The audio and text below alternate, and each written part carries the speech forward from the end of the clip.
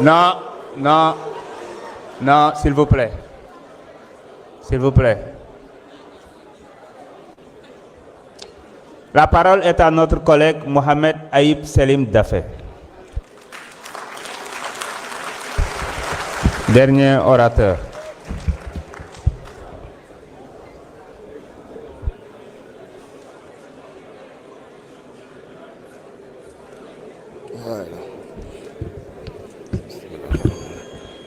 Merci beaucoup, Monsieur le Président, Monsieur le Premier ministre, Mesdames et Messieurs les membres du gouvernement, chers collègues, maa ngi leen di nuyu.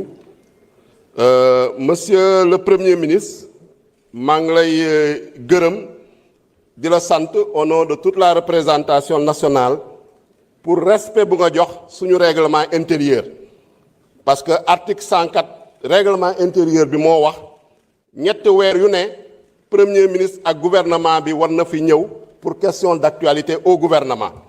ñun suñu assemblée nationale bi daf nañ 15 mois ñoo ngi fi ñëw nga fi bii mooy 4e fois bi nga fiy ñëw. donc loolu di wane respect bu nga jox assemblée bi respect bu nga jox suñu règlement intérieur ak respect bu nga jox peuple sénégalais. parce que wax nga ko exercice de vérité la exercice de responsabilité la ak exercice de redevabilité te yaa ngi koy def ba mu mot sëkk. donc ñu la siy gërëm di la sant suñu ñëwee sur le fond effectivement wax nga ko opposition bi dafa dëgër fit rek nappaate nañuy def waaye amuñu fi dara luñ fiy wax parce que soo déggee koo xam ne nekkoon na fi premier vice-président assemblée nationale daf na fi ñeent mandat. Attendez. nekk na fi président de la commission des lois. honorable pose le temps bi. non déglu ma nu ko neex lay poser question bàyyi nit ñi liggéey. nga bàyyi perturbé arrêtez quand même.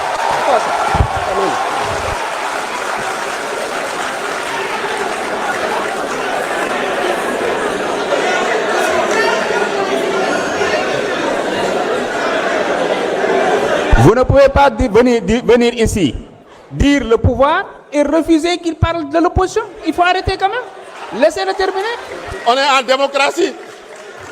donc dama ne nañu bàyyi caaxaan nañu bàyyi tappale nañu bàyyi naxante bi munoo fee nekk nga def fi xawma ñeent mandat fii assemblée nationale nekk fi premier vice-président nekk fi président de la commission des lois nekk fi président du groupe parlementaire ñu indi fi ñaata yoon ay proposition de loi pour xeex mbirum góor jigéen chaque fois nga dem bureau ba bloqué ko rejeté ko ngay ñëw fii di naan ay criminalisation durcissement mais dañu bàyyi caaxaan bi xanaa da ngeen foog ne sénégalais yi dañoo naax wala dañoo amnésique il faut qu'on respecte quand même les sénégalais un minimum. beneen bi sama naataango président de groupe ñëw na fi naan la violence inouïe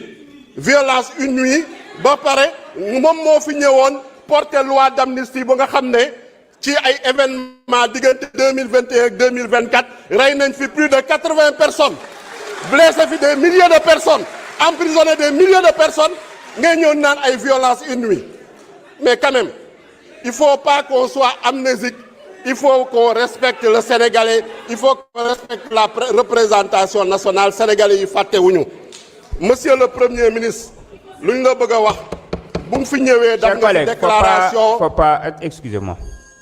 C'est une stratégie pour parasiter la prise de parole. Faut pas réagir. Laissez-moi gérer. Laissez-nous continuer.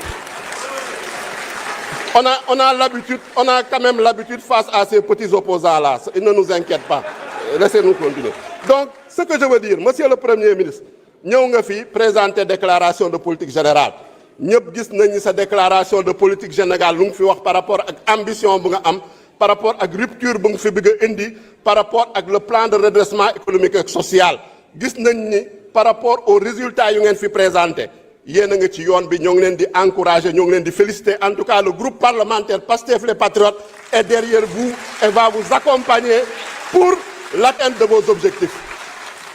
Tey les résultats sont tangibles sur tous les plans baisse des prix wàññi nañu carburant bi wàññi nañu électricité bi ba pare wis leen dolli ci gagné Coupe d'Afrique des Nations donc lan ngeen bëggati nañu waxal ne dëgg bàyyi leen caaxaan yi ak tappale yi ah respecté ñu munoo fay ñëw ah non mais nañu respectante rek lu ma bëgg a wax mooy ni monsieur le premier ministre ñoo ngi leen di encourager ci dynamique bi ñëpp comprendre nañ ni on est dans une phase de redressement nag lépp luñ ci soxla daf leen ko en termes de résultats en termes de moyens incha allah assemblée nationale bi dina leen ko jox lu ci des nag continuez résolument vos chemins la caravane avance les chiens aboient la caravane passe et je dirais même les chiots aboient la caravane passe